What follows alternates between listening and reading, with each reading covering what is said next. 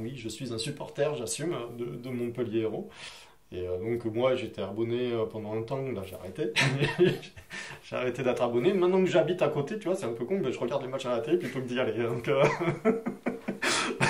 voilà. Bon, j'y vais avec ma fille parce que mon fils, lui, c'est pas du tout un passionné de foot. Il s'en fout complètement. Même lorsqu'il y avait eu la finale de la Coupe du Monde, il n'a pas regardé.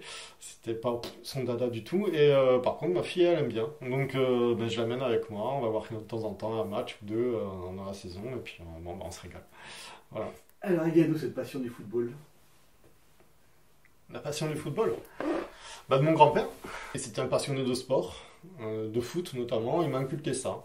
Voilà, la passion du Montpellier, la paillade, Montpellier Hérault, voilà. À mon avis aussi, toujours cette imprégnation montpelliéraine, je dirais, au final, où quand j'étais même petit, quand je vivais à Paris, il était hors de question pour moi d'être pour Marseille ou pour Paris, hein, c'était Montpellier, voilà.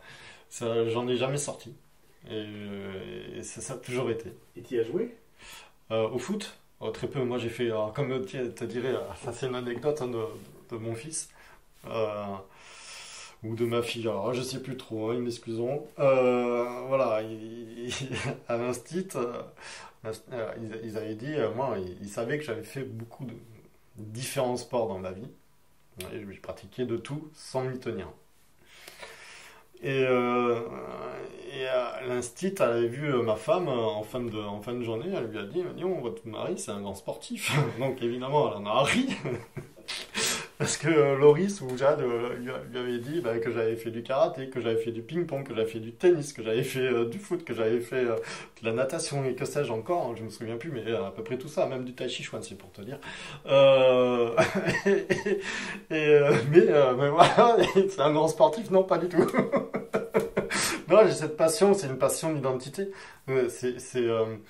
C'est l'identité de la région, tout simplement, hein, qui est venue comme ça, par, encore une fois, l'imprégnation de la famille et de l'identité c'est ça, cette absence, peut-être ce manque quand on était en région parisienne, et ce manque et d'être, pas ce manque, mais l'éloignement également qu'on subissait voilà, nécessairement qui a fait qui a fait ça quoi et puis c'est venu comme ça. Peux-tu me citer quelques noms de joueurs que tu as commencé quand tu as commencé à aimer? Ouais, bah, c'était l'époque de Laurent Blanc, c'était l'époque d'Éric Cantona, c'était l'époque de je peux t'en citer plein, mais je ne vais pas tous te les citer, mais il y a eu même une période où c'était les petits, ce qu'on appelle les minots de la paillade, enfin, il y avait les Jérôme Bonicel, tu vois, il y avait tous ces joueurs-là. Après, même quand ils sont descendus en D2, moi, je suis allé les suivre, je les ai toujours suivis de toute façon, quoi. Alors du coup, le summum du supporter montpelliérain... 2012. 2012. Voilà. 2012, évidemment, évidemment. Enfin, ceux qui sont de la région ils le savent, hein, c'est le titre de champion. Voilà, le titre de champion. Et puis c'est même aussi 89-90, la Coupe de France, hein, avec Laurent Blanc, Kader Ferraoui, etc. J'en oublie, quoi. Voilà. Daniel Xuereb. Voilà, il y a tous ces joueurs-là, toute cette trempe de Carlos Valderrama.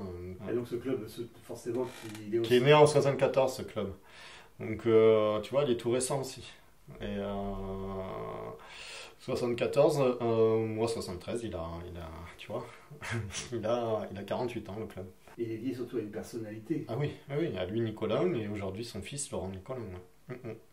Qui a pris le flambeau et de fort belle manière, moi je trouve quand même qu'il s'en sort pas mal. Même si aujourd'hui les résultats ils sont pas ceux escomptés, mais bon voilà. Après ils font avec les moyens du bord et les moyens ils sont pas forcément voilà, c'est pas les moyens du Paris Saint-Germain, c'est pas les moyens de Marseille, c'est pas les moyens des grosses écuries, donc bon, bah on sait où on se situe. Voilà.